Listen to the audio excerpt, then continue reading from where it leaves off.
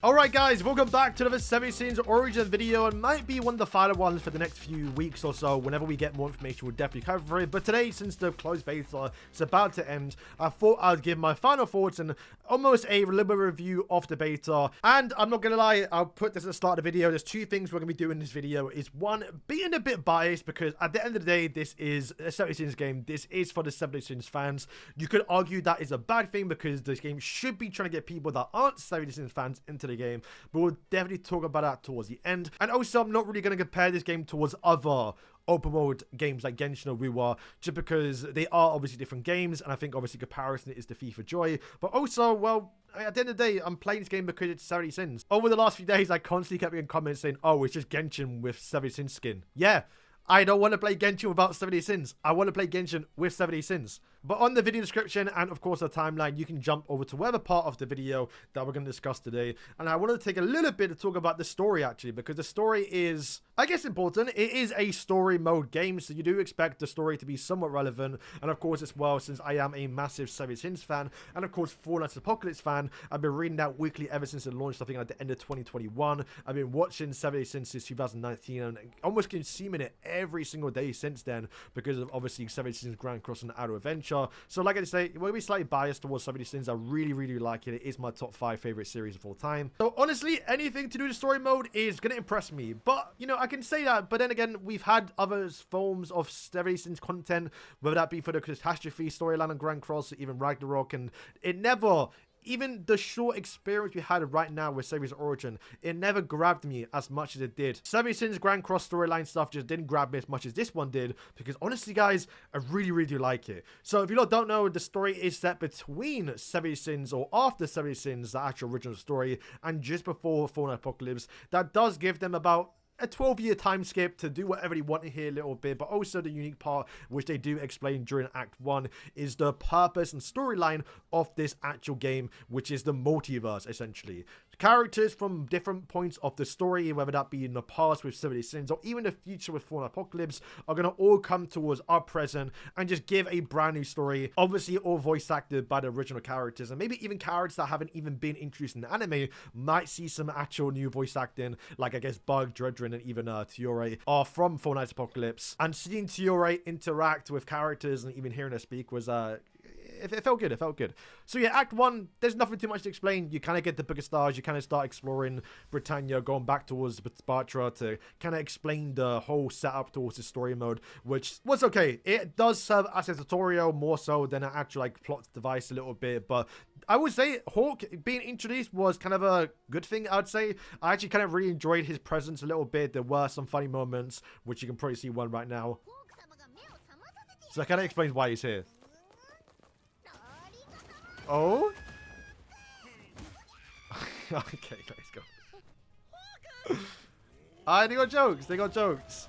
And also even one with Hauser. So there is that sense of comedy a little bit that kind of surprised me, because I kind of wasn't really expecting that too much. But where the story really picks up, and it's kind of like almost like the foundation of what the story is going to be and why it can be so good, is because of Act 2.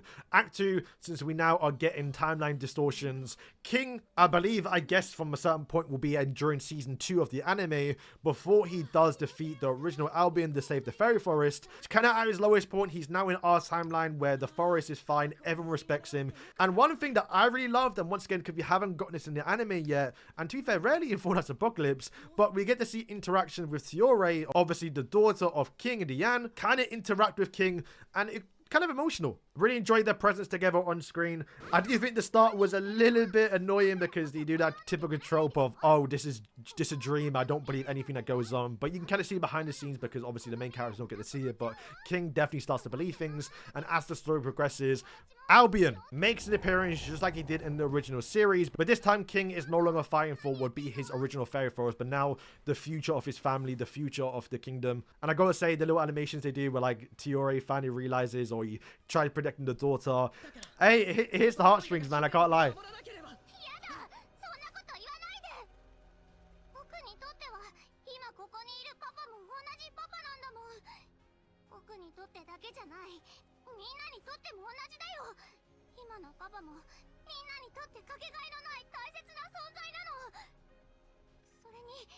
それにパパがいないと今の僕もいないんだよ。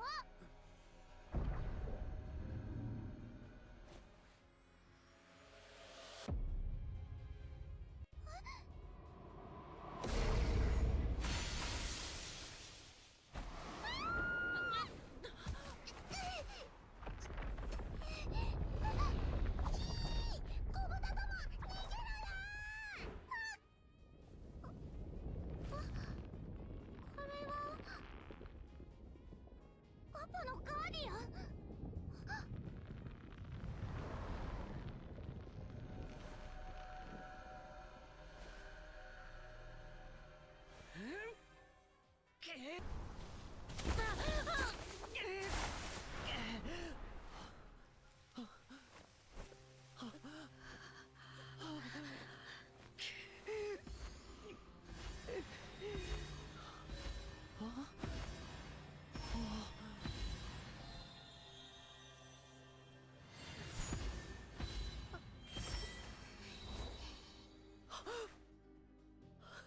この森が今もこうして存在するってことは、いつかのオイラが守ったってことだろう。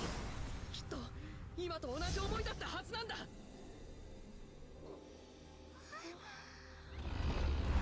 オイラはオイラの故郷を、友達を必ず守る。これで終わりだ。新冷蔵シャスティフォル。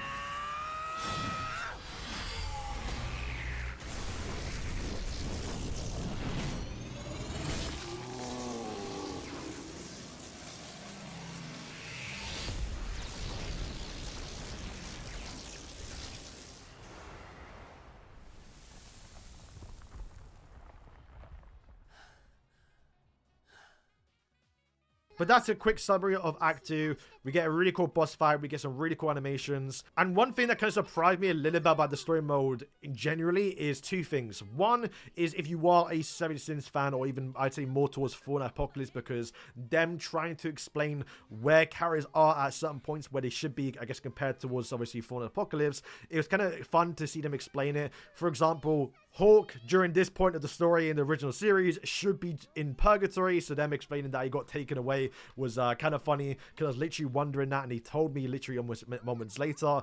Also, I think one of the things that I really liked a little bit was, I guess, a slight spoiler, but not really towards, obviously, Four Nights Apocalypse, because it's obviously not in the anime, but only in the manga. But when you're literally just walking, following the checkpoints, there are, like, little interactions between the characters, and Tiyore does bring up a family, which, once again, as someone who read Four Nights Apocalypse, I just like the fact that it got brought up. Also, it's kind of cool that Tiyore kind of mistake original king as Sixus, which was, if you know, you know. Also, one thing that surprised me a little bit was the actual, like, in between cutscenes, so not the full-on animated ones, but ones where you're just standing still. They were kind of, like, animated slightly, but not to the point where, like, it's a full-on cutscene, but also all dubbed, or I guess subbed, with the original Japanese voice actors, which I didn't think they needed to do, but once again, it just made for the story a lot more better, even though there is no English dub, and pretty likely won't be an English dub of this game. Even just hearing the actual Japanese voice actors, especially because I've been hearing it for the last few years, kind of made understanding the story mode a little bit easier, because I just didn't mind reading the actual text. Then we move into the third act, which is the final act, that I don't think even fully finishes. I don't think give the full storyline here, but this is more or less the introduction towards the OC characters, which, if you follow the channel, we were not a fan of the OCs. We didn't mind them at the start. When I mean the start, I mean in terms of 17's Grand Cross, because more so at how Netmarble has handled the two last OCs, being the Catastrophes and also Ragnarok. They've kind of dropped the ball actually on both of them. But I can't lie and say the little bit of interaction I had with these two new OC characters, being Manny and Drake, I kind of enjoyed it. It was, one, I think already slightly a better story mode, but also maybe because of the dynamic of the game where you're experiencing the story cutscenes with the voice acting, which of course is lacking from the Catastrophe storyline. Just makes them feel more alive and just, I think, better. I really like the voice actors. I feel like I recognize them. I just don't know who it is. I'm waiting for them to confirm it. The designs are actually really good. Definitely a massive step up if you remember the old Drake design. God forbid that would have been a terrible design to have in game. And the little story we did get, I'm not going to go into too much detail because you might want to see it yourself. It was pretty decent. The boss fight was challenging a little bit. Weirdly enough, it was actually bugged.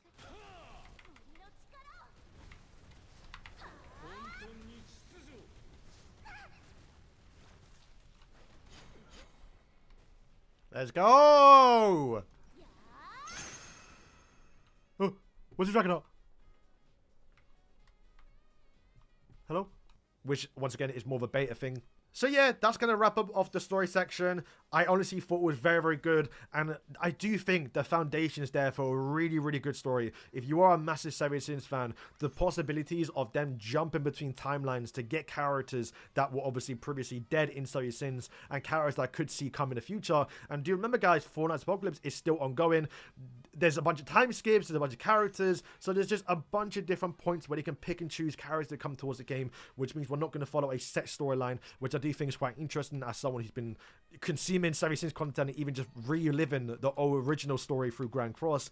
It's definitely a lot more cooler, and you can even see where they can go with certain characters. I think the one that I really want to see is Escanor. Seeing him come towards the present and realize that he actually passed away saving his friends and saving his family, that would be a really cool moment to see how he reacts towards that. Seeing how Escanor reacts to all the children of the Seven Sins, maybe even finally doing the scene where he finally attends the King Leanne wedding, or maybe even Vers and Gawain, because they're both arrogant and they just both want to 1v1 each other. Like, there's so many cool moments you can get, which I really, really can't wait to see. We've already seen a little bit of it towards the actual cutscenes. We saw this little glimpse shot of like Elizabeth walking back into a portal, because assuming in the future we'll be able to send these characters that come to our present timeline back towards where they belong, and it looks like you'll be able to send Elizabeth back in time. So you already know there's gonna be a really cool scene with Elizabeth, assuming from the start of 70 Sins, interacting with her future child, knowing that the journey she's about to set on is going to be okay and everything is going to work out. Like I said, there's opportunity to do some really cool emotional scenes that I just can't wait to see.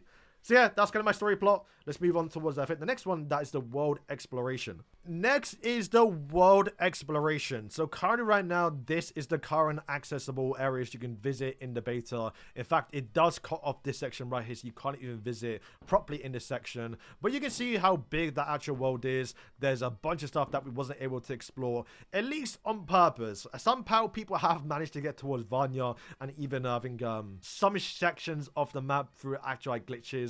But you can see the world is pretty big, and I think one thing a lot of people agree on is the scale of things, how big things are. And once again, if you are a Seven Sins fan, just seeing all the references about stuff that happened in the series is very, very cool. Going towards the Yelnats, flying about, and even just visiting stuff assuming you've been seeing for the past few years if you've been reading or watching Seven Sins of Full Apocalypse. Honestly, really enjoyed the Fairy Forest. It gives a certain vibe that I really like. Also, in terms of like NPCs, you do see a lot of them just sitting around, more in a good way. I think they could be doing more. There are like a few situations where you'll just see like random people fighting, or even some fairies just swinging.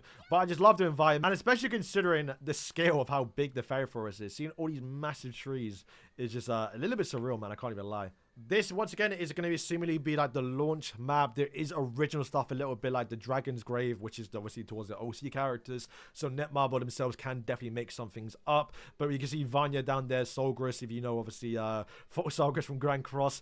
There's definitely going to be some points that you'll recognize if you are a Seven Sins fan. But one thing that I really liked was what's possible to come in the game. This is just the surface of Britannia, right? You still have many other points of views that are not even in this game, like Camelot, and of course I'm going to say quite a lot during this video, but considering that Four Nights of Apocalypse is still ongoing, there's still more points of interest from that story they can pick from. And I think I've said it a lot in the past as well, but the opportunities to do like world expansions is definitely up there. We've already seen a little bit in trailers that you can go towards the Land of the Dead, which is like the crystal area, which you can fully explore. Granted, I don't think it's going to be as vast as it is right now compared towards obviously like the full-on open world experience. But you know, in the future we're gonna have the Celestial Realm, where you can just fly up towards the sky to go to, I guess, where the Belial movie was, or maybe even the actual Celestial Realm, and maybe even see like Mael there, for example. They can also do Purgatory. That would be probably one of the biggest ones. Purgatory is massive, and if we're able to then go and explore Purgatory, maybe not to the extent once again of the actual full-on map right now, it probably likely doesn't need to be that big, but you are able to do a really cool update with like Purgatory, Melian Barn, maybe get some characters based off that, getting wild in the game. The next really big update you can do would be like the Demon Realm, where you can fully explore Demon Realm and like see Demon Gelder and Demon, obviously Zeldris as the Demon King and Queen. There's also can be like new characters you can add from there. There can be just new stuff from Full Apocalypse, and obviously, of course, you can imagine the OC characters is going to be a big part of this game. and I don't think they're only going to be limited towards the Draco race. You can definitely get to see some new OC demons, and hopefully some even designed by Nakaba himself, the author of 70 Sins. Like I said, there's a lot they can do with all the different realms in 70 Sins. It's actually insane. Yeah, that's kind of just the world itself. How do you traverse it? So there are actually some characters like Tiore that you get quite early on that can have like movement abilities where you can like fly about just to get a little bit of grapple and a bit of height, because unfortunately when we get towards our complaints later on, but the climbing in this game isn't the greatest. One of the more cracked abilities a little bit is King. He's got an adventure skill which a lot of characters have in this game, where you're able to travel instantly to wherever this little orb is, if it's far enough, right? So we go all the way down here, right down there. We just automatically travel this far. Obviously, there's a border right there, so we can't go that far. But that is some ways to get around. Not every character has a adventure skill as equal as, obviously, King. Diane, for some reason, puts a pebble down. Yep. In terms of other characters that have really cool, unique abilities, this is Bug. He's able to actually fly with his stamina, turn into a little monster, which is... once again, very, very sick. We'll talk about what it can mean later on. But that is really cool just for movement to get when you get up, especially so you don't have to climb. Greenmore, not the best one, but kind of cool just to roam around in his little bubble. It doesn't really do anything other than get a bit of movement speed, but it does cost stamina. However, probably the worst one, but if you hold R, the adventure skill, you can actually charge up a burst. I think literally almost the same as Venti from obviously Genshin Impact, and you fly up. Takes quite a while to charge though, to be fair, if you compare it towards King and also Tiore. And then Melee is by far probably one of the coolest ones, because currently in this game, you cannot double jump. Every character has one single jump. But if you are Melee, granted he is the shortest in the roster, so a double jump might just be a normal jump for someone like Diane. He had a double jump, which is very sick. But also one of the cooler things is he's able to wall run and wall climb. So right now you can just hold space, you can just run up this actual tree. And the stamina usage isn't even that much as well. Actually insane. Like, getting Meliodas, who is obviously going to be a gacha, is, it's kind of one you want to have just for exploration.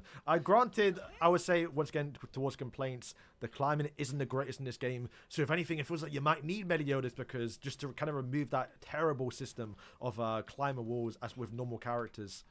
Oh, I found nunchucks. I mean, this is pretty sick. Like, just wall riding like that, and then gliding, and then grabbing onto the wall. It is, yeah. Insane movement, and it hopefully gets better if they do improve like the actual like climbing, which assumably will make him better too. It's actually so fun, and it doesn't even cost that much stamina. Like, you would not be able to climb with Bug like Greenmore. Look how much stamina it takes. It's quite slow as well. So much stamina where Melee can just do what he wants, and then double jump as well. The next things you do have is, of course, typical from like most open world games, is some form of glider. I will say it's quite hard to activate a glider sometimes, because I feel like the detection should be a lot easier. But yeah, simple stuff. You can glide. Yeah, you fly through your circles. It doesn't replenish your actual stamina, but it doesn't consume it either, so you can just easily get around. You can also fly, which, to be fair, I have not got any. It literally acts exactly like Bug, but rather than being a special ability, you can do it any character with pressing a button, which, to be fair, I didn't need to do. I was more focused on building up my characters and testing out what I can into the combat rather than exploring the world, because all you got to do is get the waypoints and you're kind of done. There is a radical mount.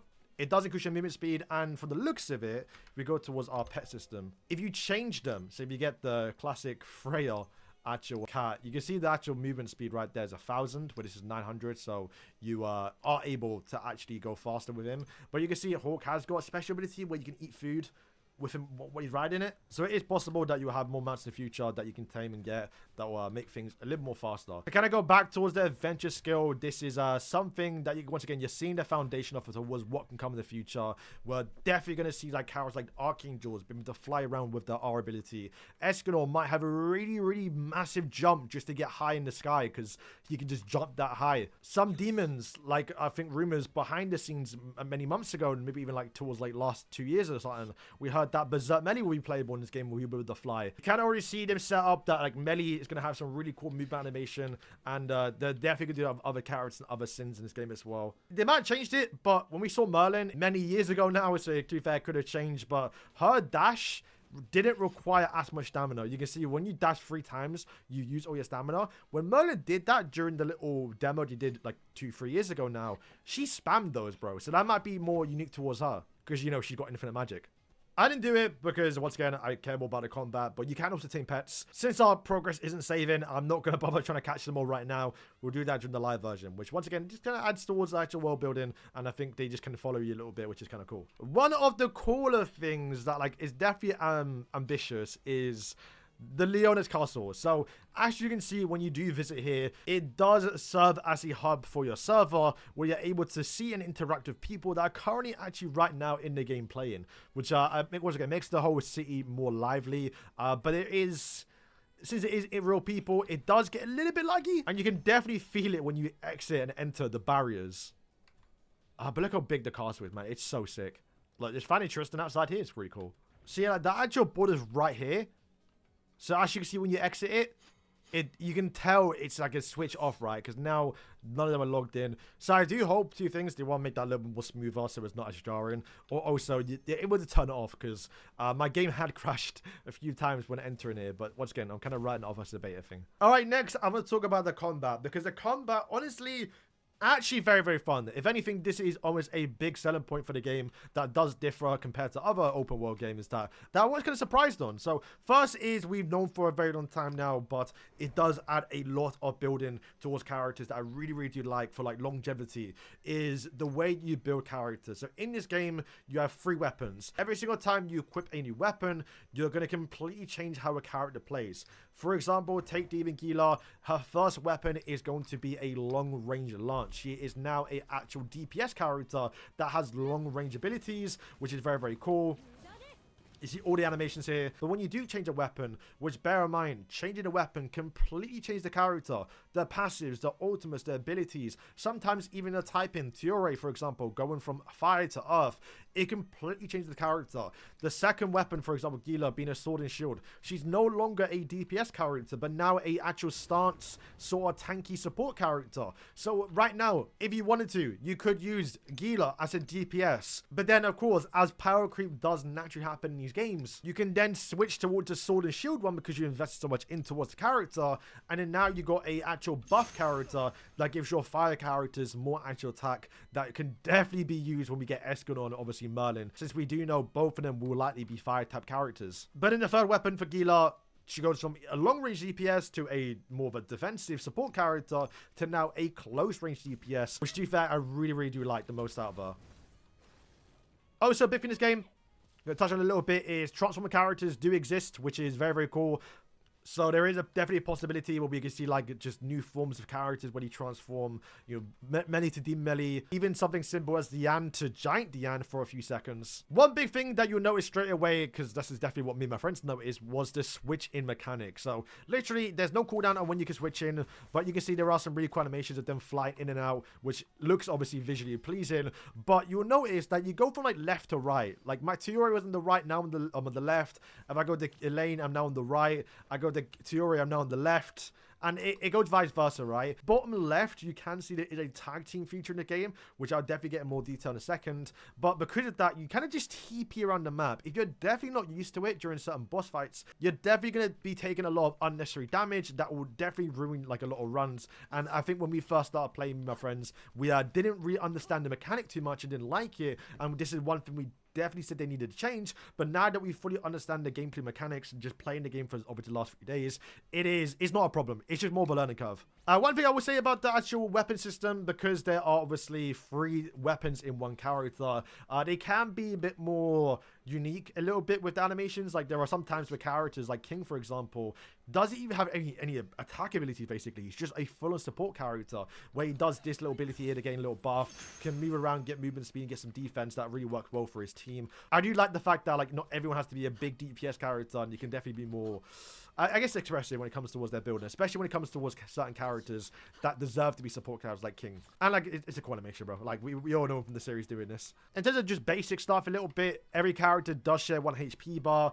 We've talked about the stamina, but I do wish they would kind of like decrease it. 4 dashes and out is crazy. It should be a little bit lower. Ultimate charge rate, or what they call magic in this game, is obviously, I really do enjoy it. The way you build magic in this game is by using abilities. So if you kind of just spam stuff, you can see the magic gauge will slowly increase. So it does really push for more of an aggressive type playstyle where you're spamming ability, you're going back and forth. And like they say, once you get the hang of what this game's all about and how to buff up your characters, do big DPS, you do start to like this system really, really well. The bottom left is actually a switch mechanic, which I think is now the perfect time to talk about it. All right, so when you switch in near an enemy, you're going to do a tag team. You have got 3 meters of it, so it will replenish over time. But you can see right now by switching towards the Yan, you're going to do a little bit of attack animation. And obviously by switching again towards the lane, we'll do another one. And of course, each of these abilities do unique things, and the passive does impact what they do.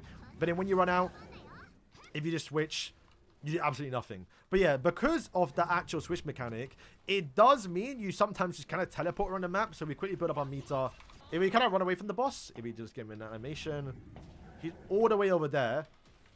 You can like press 1 and instantly TP. So that is what I really do like. But it does once again take some getting used to, because I know when I was unintentionally doing that, it definitely didn't feel good. So that's kind of what I mean by the switching does take some time getting used to it. But what really made the tag team shine a little bit is opportunities to stun the bosses. So right there, when the boss does go blue, you can see your switching does start to glow. And once you realize that you can able to switch in to get a stun, it actually makes combat so much fun. Generally, when we found this out, it really did elevate the game a little bit, because now you have combos and opportunities to go crazy. So if we want to do this right now, we switch into King. If we wait for the boss to get closer, we switch in, and you're able to do stuff like this. For example, where Lane's with the Petrify, set up a really big combo. Switch into Diane, get the buffs because she gets more buff when you Petrify characters, and do some pretty disgusting damage. Just for the fact that you timed, or basically almost parried, the tag team system. Like, once we figured that out, and you're not mindlessly attacking the bosses and you're waiting for openings, like right now, boom, switch and get the stun.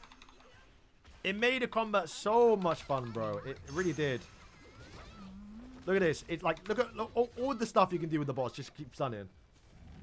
The next thing we need to talk about is the burst. So, unlike a lot of other games, I guess you want to mix elements. In this game, you kind of don't want to mix elements. You have got the opportunity to do that, to like get big little combined attacks. But the way the team building is, and I'll get towards that in a second, is you kind of want to build one team of like one actual attribute. So right now we have got Earth. And as you can see next to the HP bar, when that does fill up, you get an opportunity to do some really big damage. So with the Yan right now, we switch in. So you can see right now, we switch in. We activate the burst, you do some big damage, and then for the next few seconds, you just do unreal damage. This is kind of like your big opportunity to go crazy, so you definitely want to take advantage of it. And you can Petrify again, and like everything just comes together. It's so fun, bro. Team building is going to be a massive part of this game. There are more universal characters like Manny, for example, that can just increase your crit rate so they fit in towards any team. But for example, this is all about buffing up my Gila, your main DPS character. However, there are obviously a lot of stuff missing. Like Gila really does need like Merlin and Eskinor like her to be really, really good. So like you can see the foundation of her being a good fire support, even DPS in the future. Honestly, the only real team they have going on in the beta right now is, of course, the Full Earth team that we kind of just showcased a little bit, especially a lot on this channel, where you just have all characters working together. I'm not going to go too much detail because I've done a lot on the channel already, but this Diane does more damage or additional damage based on her defense. And also attacking characters when they're petrified. So Elaine being able to petrify is very, very good. King increasing defense, not only of his abilities, but also as well for his passive for every magical orb on yourself. You're seeing the team synergy already, and of course, Tiore, the daughter of both King and Diane, she also does something similar as well, where when you do burst a character, you get more defense, which in turn makes you more tankier, and of course, make Diane do more damage. So you're seeing it. Tiore, the daughter of Diane, King, the husband of Diane, Elaine, they're all working well together to make Diane a crazy broken character, and that is the Earth team. That is what I really like, especially because it does have actual theme towards it, being all fairies and all a family. If you come from 70 Sins Grand Cross, you know where they can go with this. They can make a full Sin team where all Sins work together. Of course, they're going to go down more specific attributes. So maybe they have like a full Darkness, which is going to be mostly towards demons. Maybe even a Chaos, where if that becomes an attribute, wherever it may be. But yeah, that is kind of the team building a little bit, which I we didn't get to see too much of it. Like I said, it's only Diane and the Earth team that kind of like benefited the most from it. But even if you're not using those characters, like you can still use this team, for example, with Hendrickson buffing up Meliodas, or even Tiore buffing up Magila. Team building, actually surprised on. One thing that I forgot to mention that I really like about the combat is the fact that when you switch out, the animation of the character, because you're not switching spots, right? You actually physically jump in. Some of the animations stay longer than they should. So like right now we hold that, we can switch out, and then Diane is still doing that attack, which I thought was really cool. You can have like King, for example, where he does his E, but you can quickly switch out. Like right there was a slight delay in it. That's one thing I'll talk about later on. But I feel like you should be able to switch out instantly. But you can right click right here and instantly switch out as well. And she still does the buff, right? It's definitely more noticeable on probably the more apparent one, which is when you equip her Grimoire, right? You'd be switching towards, obviously, your Tiore. She does this little fire attack, which is pretty cool. It's like a flamethrower, then pops off at the end. Does even more. Kind of cool. But you are obviously locked in towards the animation. It might not be a good thing.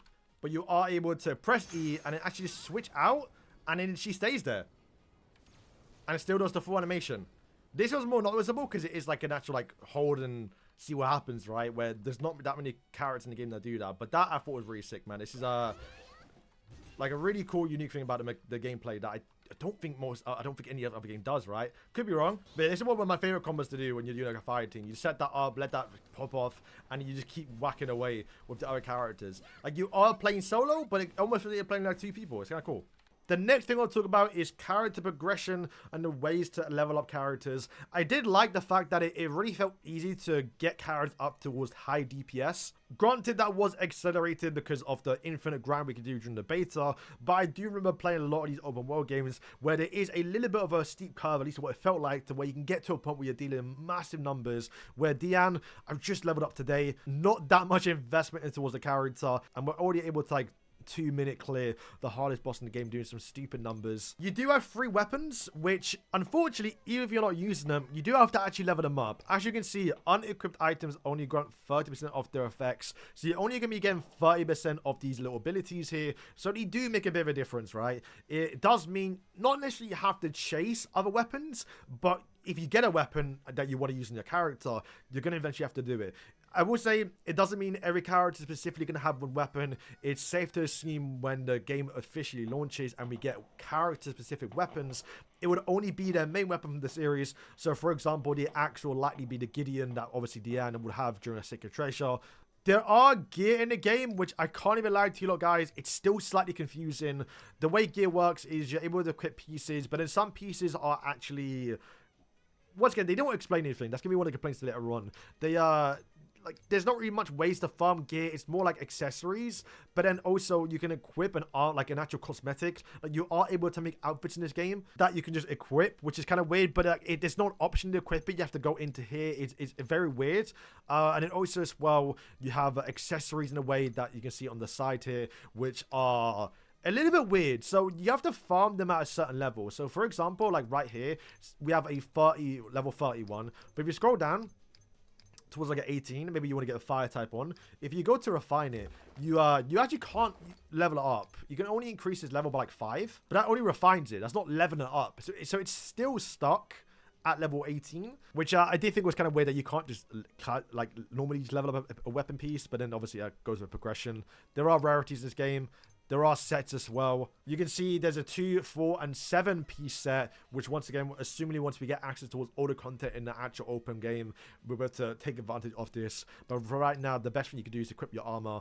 I know this is going to be definitely a learning curve, and if you come from Grand Cross, it's a bit strange, but there's a lot of stats in this game. You can see you have your basic stats, basically, but you have all these really weird ones that, once again, during the beta, we don't know the full extent of what you do. Sure, we know the classics from Grand Cross, like crit damage, critical resistance, crit chance, crit defense. They're the classic stuff. But then you get shatter resistance, toughness, agility, block, accuracy. What does this all mean? It's a bit confusing. And you have all these actual like element attacks that definitely will make farming gear a lot more RNG, because you might, for something like Diane, for example, want to get an earth piece. But then, for example, right now I got physical and a lightning. That's not going to help me out. So it's fine a little bit that you have all these elements and all these little stats, because you're only going to take advantage of 2 of them. It just comes down to if you can grind it easy and efficiently. You don't level up characters in this game, you level up their mastery. So you can see right now, if you use the currency, the EXP, you can fill up this little meter. And once you eventually do fill it up, you can then use this token to then get the final piece. And once you get all 4 pieces, you would then get a dupe. Because yes, there are dupes in this game. I'll have a video about it later on, going into more detail. But essentially, to fully max out a character, you have to get 10 dupes in this game. However, they do give 4 for free. So this is all free to play, basically. You have the first 4 just for free. And the next 1, 2, 3, 4, 5, 6, 7, including getting the character for the first time. That is how many dupes you'll need to get an actual character. But we kind of spoke about it with the weapons. But weapons, since they do change the character's animations, playstyle, abilities, that also does go towards the dupes, which is also very cool because you can kind of buff and nerf, in a way, certain aspects of the kit to make them even better by getting them to a certain dupe point. They are more universal. Like, every character from like 5 to 6 is buffing up their normal skill. Every character at tier 8 gets an actual basis stat increase. Every character at tier 9 does get the ultimate move. The final dupe at tier 10 does typically like to give them a pretty big buff. Nothing to when you can't use a character at low dupe level, but if you do get them towards tier 10, they will be a lot better. And once again, we can't really talk too much about this because we don't have the full gacha system in this game. So whether it's going to be predatory, where each dupe is going to cost thousands or hundreds of pounds or dollars, or we can't get them for free. Like, there's no point to talk about because we just don't know right now. Costumes are, yes, free in this game. You can craft them. They do give some for free during the beta. Some of them actually pretty good, obviously from the original series. I actually really like this one, actually. But they do give some pretty big stats. And also, it's not an option in the game right now, but there's assumingly going to be weapon costumes for all your weapons too, which is, I guess, kind of cool. Because if you got a Gideon, the Sega treasure for Diane, but then this axe or future axe in the future is better, then if you can change the look of it, that'd be pretty good too. The menu, I think, is generally fine. There is some minor tweaks that will go into towards our complaints later on, but nothing really too much to say about the rest of the menu for this game. My large big point that I think will be kind of a massive selling point for Series Origin is going to be the multiplayer. Generally, guys, this was one of the more fun and maybe even the funnest experience I've had with any gacha game, because I got to play and experience the game with my friends in the actual like demons, which is like right now the hardest story boss in the game. There's also dungeons that, to be fair, I think needs some tweaking. Dungeons act very similar towards raid bosses. The only difference is you have to do a little quest before you get towards the raid boss, but then if you do fail the raid boss, yeah, you start right before the raid boss, but then your HP is a lot lower, and at that point, you might have already failed. And if you have to restart and do the whole quest again just to get to the raid boss, it is going to be quite jarring. So I do hope there's one change they do, which I'll get into most of my complaints later on. But yeah, overall, guys, the multiplayer experience was special, bro. Like, just figuring out the bosses, and of course, in this game, your friends can join your world, so you're able to roam around together, do challenges if you want to. We kind of already spoke about it, but if you go towards Leonis, you will just find random people from your server just roaming about, which once again adds more life towards it. This game definitely does feel more, if anything, co-op in mind, more co-op friendly, and I think that's a big selling point. This was only the beta, so there's not that much you can do. We already know through the demos and Q&As and videos shown online that there will be like a 10v10 just shooter style game mode just for fun, and that is where you and then 10 other players just get together to play basically like rivals, what would be something like Call of Duty or Rivals, but in like series in this format. It's something they didn't need to do, but once again, I feel like they're re-emphasizing the story mode aspect. The dungeons, like I say, I had more complaints with because it wasn't that fun, but also because I didn't have a need to grind it because just of the current nature of the beta right now. But you can definitely get more experimental with it, and that could be really fun too. They've already spoke about they want to add like a racing game mode where you can race around with your friends, and maybe like Mario Kart but with hawks, where everyone's just riding hawks. That's only 2 of the game modes they've done, or at least announced so far. So you can imagine they're going to do a lot more in the future, which once again is which gives you not only more things to do on the game other than just exploring the world and doing boss fights, but once again, it really emphasizes that community, that multiplayer aspect that honestly I feel like I missed a lot from these open world games. I know when I played Genshin Impact and obviously Tower Fantasy, which once again I don't want to compare the 2 games, but when I played those, yes, there was co-op aspects in the game, but they didn't really feel like they emphasized it too much, and they felt more clunky if anything, where this game definitely feels better with a party system. And we already know behind the scenes through obviously leaks, and I think they've even mentioned it multiple times in a lot of the dev Q&As, that they are going to be doing a knighthood, so you'll be able to visit your a knighthood with your actual clan members. If it's following anything from Grand Cross and Idle Adventure, there'll be knighthood bosses where you have to get your guild together at a certain time, maybe, and do like a little, and do a massive boss fight. Maybe all 30 of you together can do it. Who knows? But once again, I think that is going to be a big strong point of the game. The fact that multiplayer is almost a leading focus compared to solo. Even solo is a big aspect. You can do everything solo, like the boss fights you can do solo, but if you have a friend, you are able to do it together, and man, it makes it fun. Like, let me just show some screenshots, like some videos of me and my friends just mess about, failing the bosses. Some of the funniest clips, bro, I can't lie. Okay. I got it. Switch. Wait, do the backwards. Do the backwards.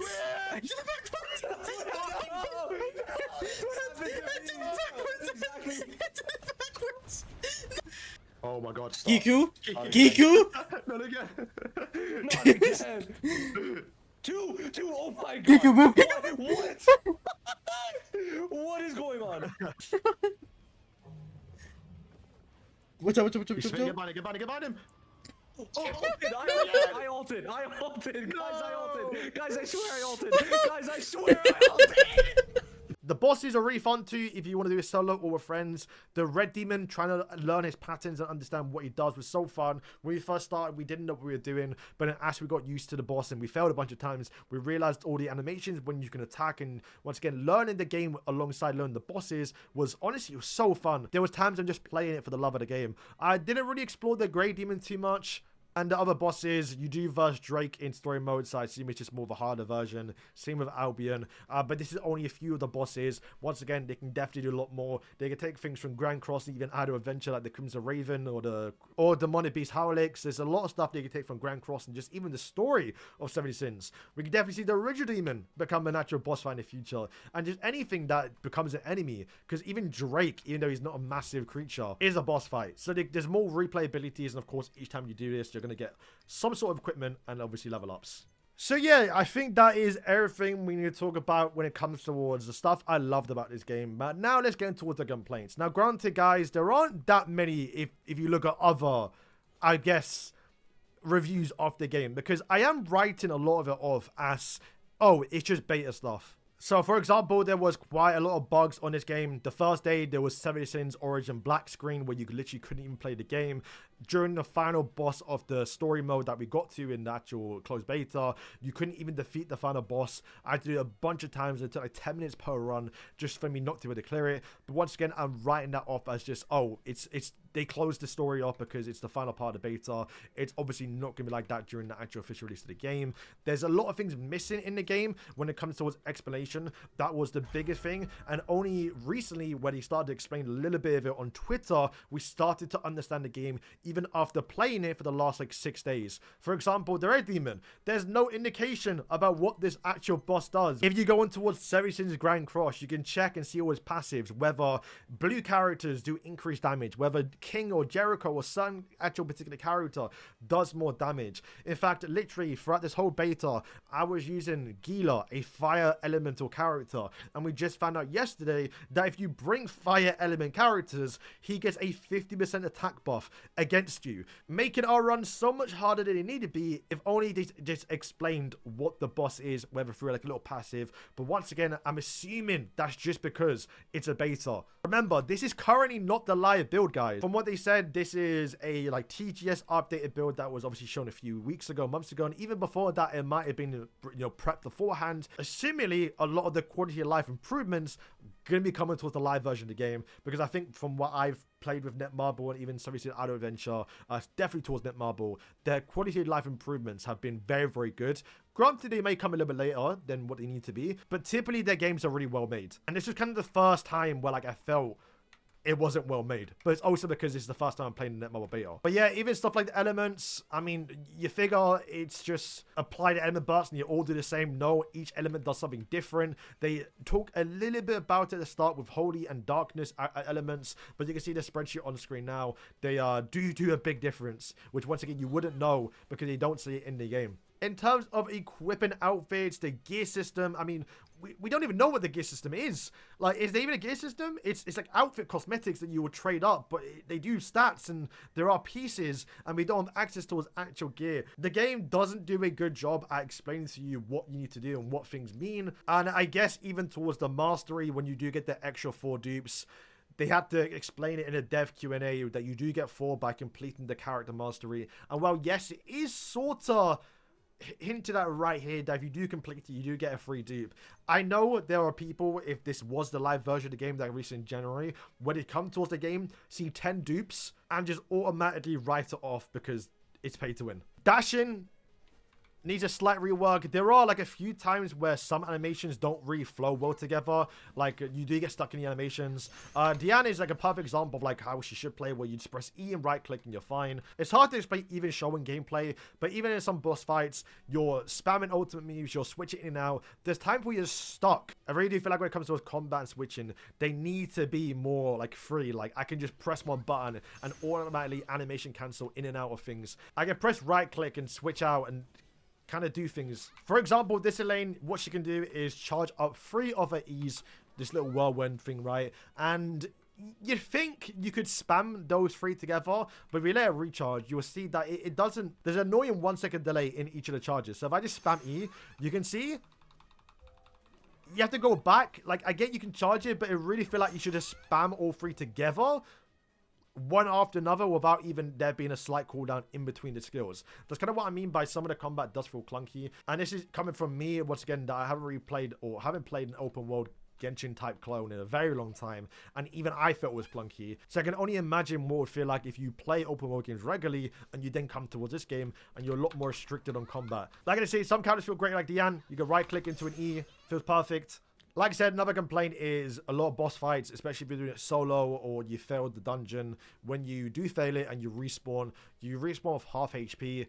I guess you're supposed to bring food and heal up during the course of the match, but just make it so you full heal. It's a little bit annoying. Or at least start off the HP you had when you went in. Climbing and gliding is not great. Like, you kind of have to spam the glide. Like, it's kind of like a long indication. If you haven't played, like, if you play Genshin, I think you know what I mean. Like, it's almost instantly when you're above the ground. But it really feels like there's like an indication. And gliding turning is a bit not like, it's kind of janky a little bit. It can definitely improve that. Climbing doesn't feel great. I think it's one of the bigger complaints everyone can agree on is like, I mean, this is fine. Because it's a smooth surface a little bit. But when you get towards the towns, and you get that little bug there, of course. If you try and climb these parts, you just can't. So it's like, once again, a bit annoying. Like it really feels like Theory is required just so you can get above the ground. Or, of course, Meliodas, since you can wall run. You can just kind of just run up it. So a bit of a pay to explore. I mean, even still, he's a bit clunky too. You can see he doesn't even get it. More parkour a little bit, you can get around it, but it really feel like Meli should just be able to run up all of this part right here. Like, look at that. See, that needs work. I would say for some reason, chess take 4 seconds to open. I don't know why. So yeah, guys, I think that's all I have to say. To quickly wrap it up, I do think the game has a really strong foundation, not only for like story mode, the way to do content. I can't stress enough how much I love playing this game for this last week, and I think the withdrawal, going back towards 7 since Idol, Grand Cross, and even Rivals, is going to hit me really hard over the next few weeks. One thing I want to stress is the foundation is good. Everything is there. But of course, it being a live service game, and of course, that being a gacha, things can definitely go wrong. We got to kind of infinitely grind every content. When you defeat the hardest quest in the game for the Red Demon, you got 2,000 diamonds. Bear in mind, for a multi, it costs 3,000. Also, the rate up was increased. Also, we got to have every character in the game. And even though I kind of grinded the actual Red Demon for hours over the last week, I still barely, just now got it. I can now fully max out one of my character skill trees. And I didn't even get into towards this little thing right here, which adds even more stuff. But considering that I had access towards every character and I was able to infinitely farm, and I did that over like 60 hours on this beta over the course of a week, what does that mean when it officially comes towards the game and we don't have access towards every character? Of course, it's gonna be gacha, you gotta spend money for it. But your currency, your resource, your reward key, which is basically resin in this game, this replenishes like 30 a day, or like every few hours, like half a day. And once again, in this beta, you're able to go to the shop and buy all the resources you want to level up your characters. You're able to buy all the reward keys, so you get an infinite amount. Like, I can buy, like, what, 5,000 basically, to infinitely open all these chests. So my point is, and what I'm worried on a little bit is this surely can't be the only way to get these materials, to get EXP stuff, because you have to trade currency for EXP. Maybe there's a dungeon you can do it, I don't know. But considering they gave 2,000 per run, and like I said, multi's 3,000, that is definitely not going to be the live version of the game. You will not be able to infinitely farm the Red Demon unless you want to spend actual money, which is going to cost hundreds probably to do as much as we did during the beta. And only then I was almost able to fully max out my skill tree. So imagine you're doing that free to play. How long would that take? That might take a very, very long time. So I'm hoping, once again, it's a beta thing where we're able to get more ways to get this currency and more ways to actually just get and progress our characters, because yeah, this could take a very, very long time. So yeah, guys, that is going to be my review of Series of Origin. Like I did say, I was very impressed with the game. The story was actually pretty good, and you can kind of see the foundation of it being a really good story, some really cool character moments that I cannot wait to see, not only in the future of the Full Apocalypse manga, but the possibility of also seeing it here first. Also, them even taking characters from future points, like I think Borlin, which I'm not going to get into much detail if you don't know who he is. Like, imagine he just comes towards the game before, like, the Archangels, just because of the story calls for it. I do think that's really good. The map looks insane, and bear in mind, I'm like low quality. This ain't even like high quality, so it can only look better if you actually have a good PC, which I do think optimization hopefully can be improved on, because I saw it on PlayStation, terrible. I love how some characters play and feel. The character models look all insane, especially Jericho. Also, one thing I love that I'm not really talking too much about is the noses. It's a bit of a weird compliment in a way, but if you know Seven Sins, at least the manga, he has like a distinct nose design that I think they captured quite well in the game. Yeah, like the graphics and quality in this game is top notch, bro. Series of Origin, when it got revealed a few years ago, was a dream game, and it's still a dream game. Honestly, I think if you are a Series fan, you're gonna be eating. The only problem might be that Series Origin isn't able to get people that aren't Series fans in towards the game. But there are two ways they can do that. One is definitely with all the mini games they can do. I guess two technically would be Escanor, because everyone, even if you're not a 17 fan, you love Escanor. So when Escanor comes to the game, there's definitely going to be an increase in spike of players. And I think one thing that is definitely going to bring a lot of people in is one reason why I think a lot of people play Grand Cross, and that is collaborations. They've already said they're going to do collaborations. So while, yes, right now, it basically is Series of Origin, in a few months to years after the game's release, we could be free run Origin, solo level Origin, Attack on Titan Origin, where you get to actually play an open world game, albeit in the Series universe. But if you're able to grapple around the world with Eren and turn into a Titan form with Eren and just explore this world, but in an open world experience, guys, that's going to be unmatched a little bit. I think one of the big selling points about this game possibly could be, like I said, the mini games, Escanor, and all the possible collaborations that can bring new people in towards this game. And I do think, like I just say, the foundation is there to keep people playing, because the combat is really fun. Is it the best of open world games? Probably not, but it's enough and different enough to where you have a different experience and you can still like it. So yeah, guys, that is, I think, going to wrap up today's video. Thank you for watching. It may be about an hour-long review. I don't even know. I kind of wrote a lot of things down, so I kind of just getting things off my chest as someone who, once again, is a massive Series fan and just been waiting for this game for so long. So being able to talk about it as much as I can has been a pleasure. And I almost don't want to end the video, because if I end the video, then the game's now gone until January. So, guys, thank you for watching. I don't want to leave.